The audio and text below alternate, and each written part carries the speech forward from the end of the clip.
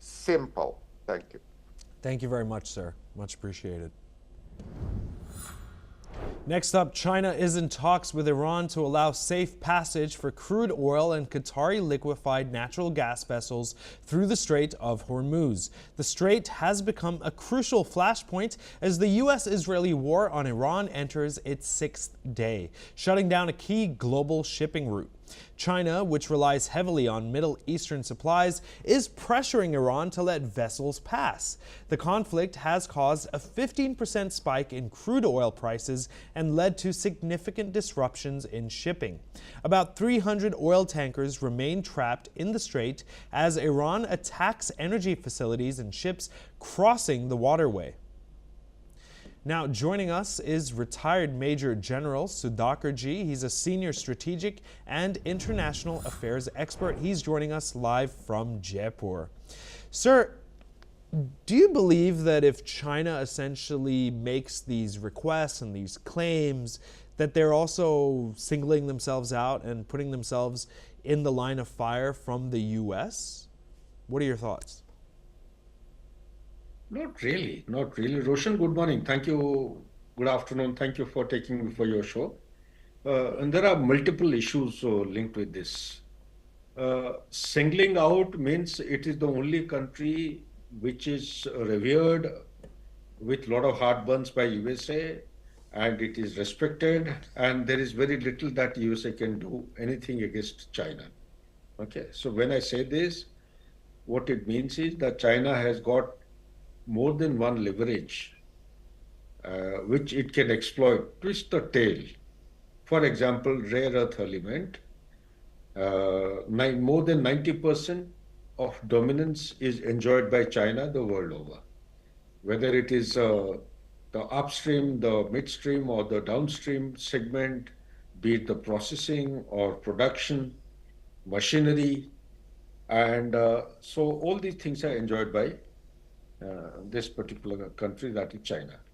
And also, within the rare earth element, there are critical technologies.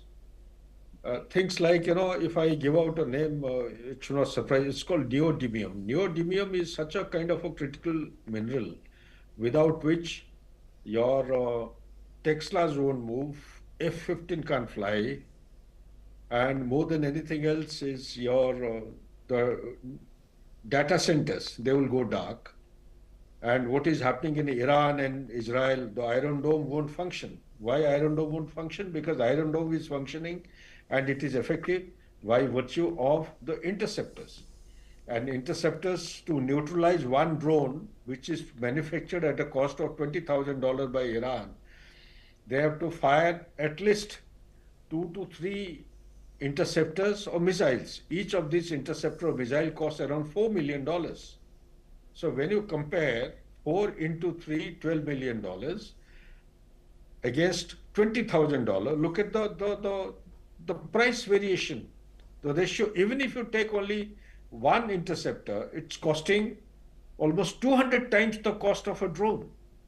And manufacturing time takes anything between 1.5 to 2. So rather than digressing, what I'm trying to highlight is that China as a country today, it is not going to be in the line of fire. Nobody dare fire at China.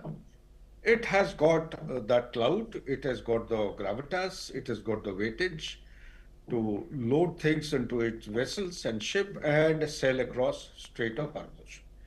Another thing I want to clarify, Roshan, is that much of the primary mainstream media, in national and international, nobody seems to be highlighting one important. Strait of Hormuz is not closed by Iran. This is to be understood.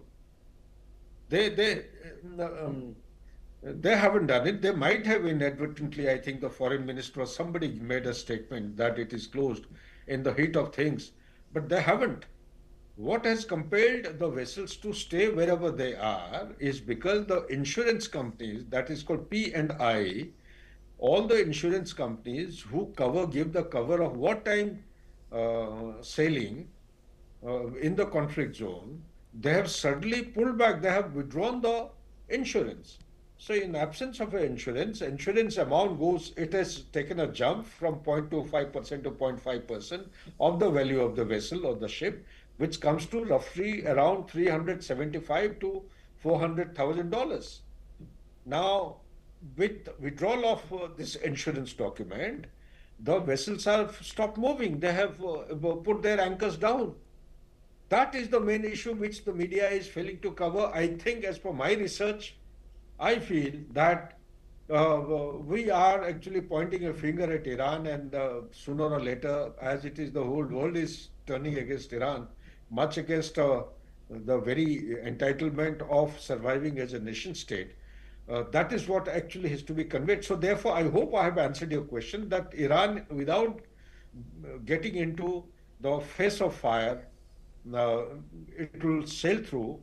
And as per my assessment, US dare not do anything to its free passage of vessels carrying oil, because 83.6% of oil of energy security of China is imported from outside.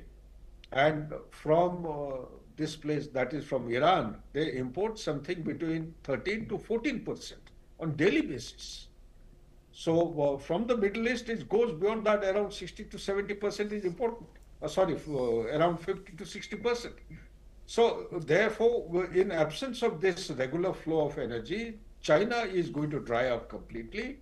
They claim that they have got a stock strategic reserve of 90 days, but how long will it last is just because their economy is just, it guzzles up fuel in no time. They have far-reaching, very extended connectivity issues, and this will dry up in no time. If the conflict goes beyond a particular limit, it becomes a big problem.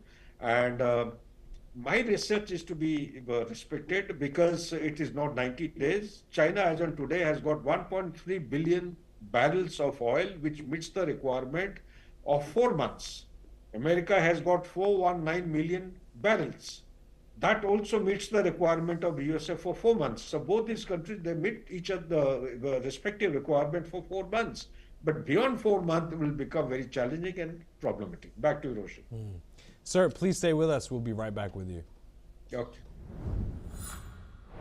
Next up, Venezuela has committed to a new stage in its relations with the United States, emphasizing